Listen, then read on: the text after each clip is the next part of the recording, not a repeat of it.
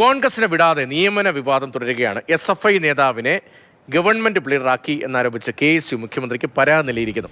ജിയോണ ജെയിംസിന്റെ നിയമനത്തിലാണ് ഈ പരാതി. 2015-19 കാലത്ത് ജിയോണ ജെയിംസ് ലോ കോളേജിൽ SFI നേതാവായിരുന്നുവെന്ന് KSU ചൂണ്ടിക്കാട്ടുന്നു. ഇന്ദുലേഖ രേണു വിവരങ്ങളുമായി. ഇന്ദു, ഇത് വളരെ പ്രധാനപ്പെട്ട ഗൗരവതരമായ പരാതിയാണല്ലോ. മാത്രമല്ല KSU അത്തരമൊരു പരാതി ഉന്നയിക്കുമ്പോൾ സ്വാഭാവികമായും സർക്കാരിന്റെ ഭാഗത്ത് നിന്ന് തിരുത്തൽ നടപടിക്കുള്ള സാധ്യതയുണ്ടോ? KSU നേതാക്കൾ എന്താണ് പറയുന്നത്? രതീഷ്, ഗവൺമെന്റ് പ്ലീഡറായി നിയമിച്ചിട്ടുള്ള ജിയോണ ജെയിംസിന്റെ നിയമനത്തിനെ പുനഃപരിശോധിക്കണം, അല്ലെങ്കിൽ ആ ഒരു നിയമനം റദ്ദാക്കണമെന്ന് ആവശ്യപ്പെട്ടുകൊണ്ടാണ് KSU നേതൃത്വം ഇപ്പോൾ പരാതിയുമായി മുന്നോട്ട് വന്നിരിക്കുന്നത്. മുഖ്യമന്ത്രിക്ക് ഇവർ കത്ത് സമർപ്പിച്ചിട്ടുണ്ട്.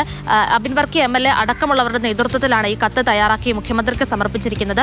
അവർ ഈ കത്തിൽ വ്യക്തമായിട്ട് തന്നെ പറയുന്നുണ്ട്, ഒന്ന്, ഇത് ഏറെ നിരാശാജനകമായിട്ടുള്ള ഒരു കാര്യമാണ് ഈ ഒരു നിയമനമെന്ന് പറയുന്നത്. കാരണം KSUവിന് വേണ്ടി പ്രവർത്തിച്ച് അവരുടെ പാർട്ടിക്ക് വേണ്ടി ചെയ്യാൻ കഴിയാവുന്നതെല്ലാം ചെയ്ത അണികളെ സംബന്ധിച്ച് നോക്കുമ്പോഴത്തേക്ക് ഈ ഒരു നിയമനം ഏറെ നിരാശാജനകമായി തോന്നുന്നു. മാത്രമല്ല 2015-19 കാലഘട്ടത്തിൽ ലോ കോളേജിലെ പഠന കാലയളവിൽ സ്റ്റുഡന്റ് ഫെഡറേഷനുമായി ഇന്ത്യയുമായി ചേർന്ന് ഏറെ കാലം പ്രവർത്തിച്ച ഒരു വ്യക്തിയാണ് ജിയോണ ജെയിംസ്. അതുകൊണ്ട് തന്നെ ഇവരുടെ വിശ്വാസ്യതയെ ഒന്ന് ചോദ്യം ചെയ്യുകയാണ് KSU നേതൃത്വം. എത്രത്തോളം ഇവർക്ക് പാർട്ടിയോടൊരു ചായവില്ലാതെ പ്രവർത്തിക്കാൻ കഴിയുമെന്ന കാര്യത്തിൽ തങ്ങൾക്ക് സംശയമുണ്ട്. അതുകൊണ്ട് തന്നെ ഇതൊരു നിരാശപ്പെടുത്തുന്ന നടപടിയാണ്. എത്രയും വേഗം ഇതിലൊരു പുനഃപരിശോധന വേണമെന്ന് ആവശ്യപ്പെടുമാണ്.